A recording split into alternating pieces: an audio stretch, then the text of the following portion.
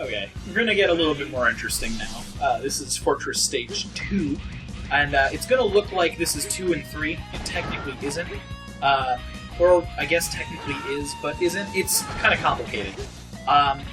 We're gonna have 2 major fights in this one, so there's really no Lambda Banda or like D-Rex or any like Press Disposer. There's no fortress bosses really besides Nightmare Mother. I kind of wish that was actually played up a little bit more now that I'm thinking about it, because all of the bosses in the fortress are really important. It's almost more like X2's fortress run than anything, where you're fighting the X-Hunters. All of them are like established characters, and Nightmare Mother is just kind of like, also there are floating DNA cubes here. It's like, okay, fine, no, I'll give it to you, Nightmare is like a really important part of the plot, but when you fight it, and then there's just like non-stop nightmares, and then like one random X5 or X4 or 5 enemy floating around here, it's like, okay, well, what did the Nightmare Mother do? Like, that was really just kind of present, and it's just kind of showing how few enemy asset ideas you had for this game in the first place. Like, these totem poles don't fucking need to be here. Like, they do kind of work is a strong word, but like, they make sense to block progress on this stage, but why is it here? Like, it doesn't fit. But the actual boss fight's coming up in this one. We're going to be doing, I'm not worried about spoilers. So we're going to be doing Highax and then Gate in this. And it's technically one stage. Normally you wouldn't want to do this with the Shadow Armor, because post Highax, there's going to be a section that the Shadow Armor isn't supposed to be able to get past, unless you're using a certain parts build and know exactly what you're doing. So if you don't have that set up and you come in here with the Shadow Armor, it is another instance of you can't progress and you have to die. And rather than this being a stage 2 and a stage 3, it's all one stage, including this boss fight and the next one. So if you restart, you have to do all of it over again. And you don't go back to level select between the two. God damn it. Exactly.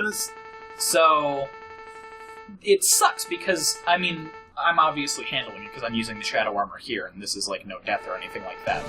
But it sucks because the Shadow Armor makes this entire section so much easier because of all the spike traps and stuff that you can just bypass.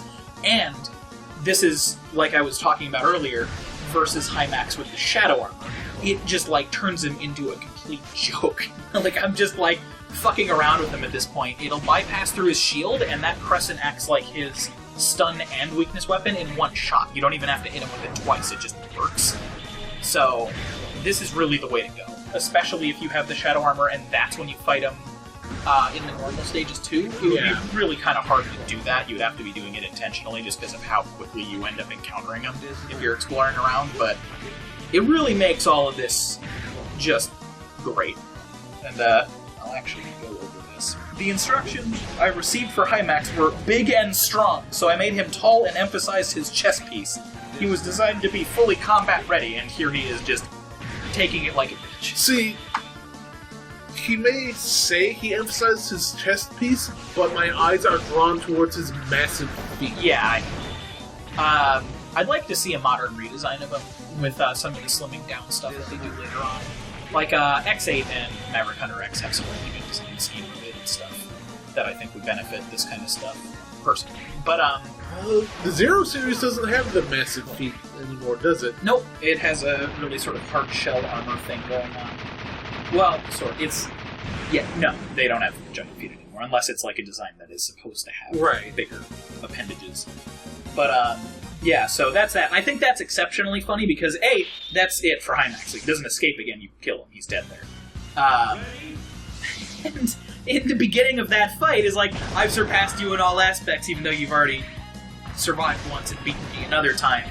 And this is just like an instance of X being like, are you still talking about that? I really just need to like fucking get through here. And you just like savage him with the Shadow Armor. It's like, no, you're not. Let me prove to you that you're not. And I know that that's not really the canon thing that's going on there. Yeah. But in my head canon, that works so well. It's like, this is X's power level now. It's like, well, I couldn't touch you in the intro stage, and now I'm just literally hacking you to ribbons. Like, I don't care.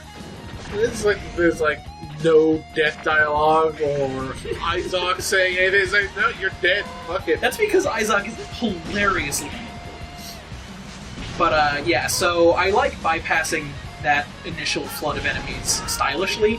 At this point, though, I had gone through here a couple times because of practicing. I was dumb and didn't read my notes or anything like that.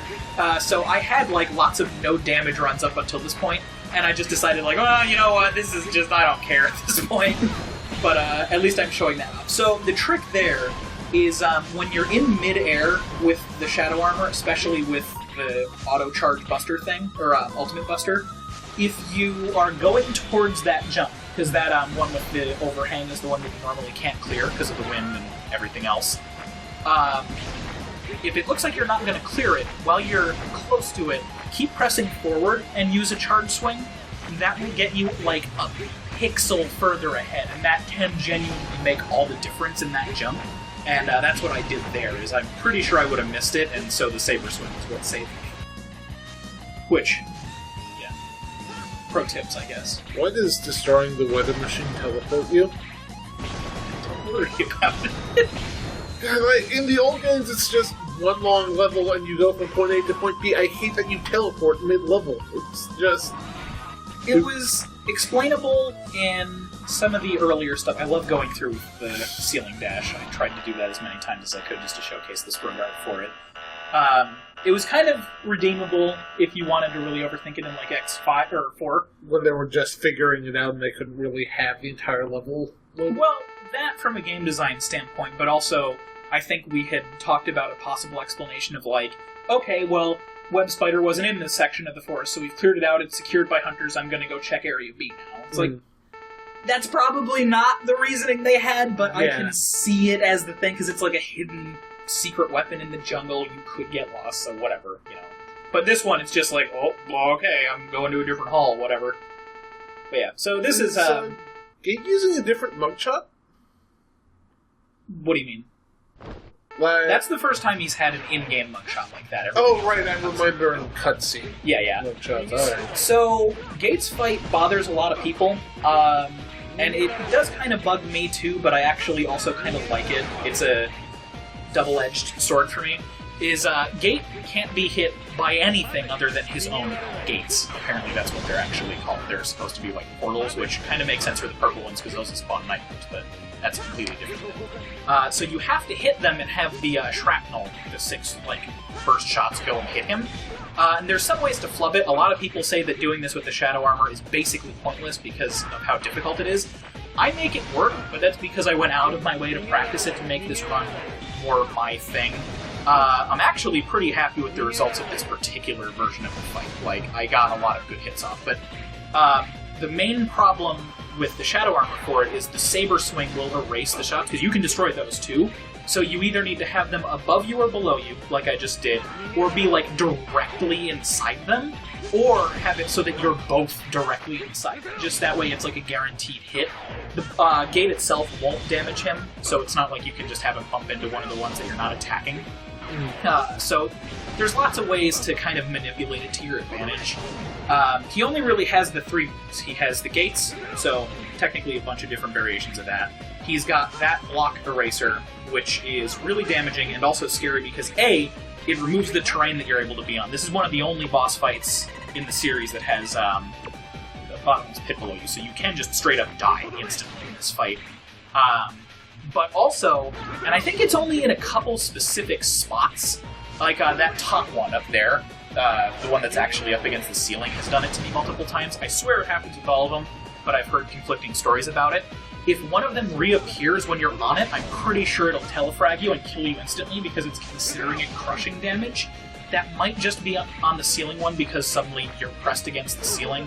Why is that platform even there if you can't normally stand on it? Because you can cling to it. So make it lower, like on the left. It's just, don't worry about it. And then, obviously, he'll run into you, which I actually think is legitimately called Nightmare Body, but I think that might just be people trying to name the attacks. I'm not sure if that's from a sourced spot or anything. As you damage him more, he'll do different attacks more often, which kind of becomes a pain.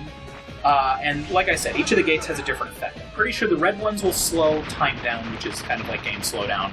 The purple ones will spawn nightmares. The blue ones shoot projectiles. The green ones track towards you. And the orange ones think stay stationary. Those are the 5 effects. I don't remember if all of those are accurate, but there's all that. A lot of people don't like that fight because of the reflecting projectiles thing, which I do kind of understand. I feel like he does it enough to not go into my territory of, like, if you're going to have the reflected attack or certain weak spot, you have to do it often enough to be, you know, able to actually fight back. Yeah. Sometimes he can be a pain about it, but since he only has the 3 things, more often than not, he'll just end up kiting him around, and he'll just do that more than attack, which is slow, but at least it's not like a direct threat, like he's spamming a screen-clearing attack or something more often than he's letting you bounce damage back at him. And I like it from a character perspective, because it makes him way more threatening than Sigma has ever been in the past. There hasn't really been an instance of a boss outside of, like, story-significant stuff, like Vile in the intro to X1 or Highax in this one, that you can't damage. And I think that makes a more interesting final boss at this point in the series, because it's like, holy shit, Gate is so strong that even even the Ultimate Armor Nova Strike won't damage him. Like, there isn't a single attack that X has that's powerful enough to damage this, like, machine god. You have to use his own power against him, and I think that's really cool. Unfortunately. Yep, this ruins it. This entire game, Sigma has not even been mentioned in passing. It's all been Gate and the Nightmare and Zero and the Maverick Hunters. Then just out of nowhere, they're like, Sigma's the final boss. It's like, you were so close to not having this be an issue, and it's shoehorned in. Like, you can tell they wrote the whole thing and they were like, oh, fuck, we left Sigma out. What do we do? Put him in. And granted, this is one of my more preferred versions of Sigma. He still doesn't need to be here. Yeah. And, like, it bothers me. At the very least, it would have been a great red herring if he was present and be like, I've been controlling Gate this whole time. Then you beat him, and then Gate shows up, and he's like, oh, surprise! It was actually all me. Because at least then, it would be ending on a higher note. But you get, like, as rocky as X6 is, as terrible as the game mechanics can be, as poorly translated as it is, and as stupid as some of the story content is, like this, overall, you get a really interesting first, like, real actual dive into character development and stuff like this. You get a new compelling villain, and then Sigma just comes in and, like, pisses all over it. It really bothers me that, like, this one could have been the really good one, and it just falls so short in so many areas, and this is, like, the crowning achievement of it is, like, surprise Sigma. It's like, alright, let's get this over with.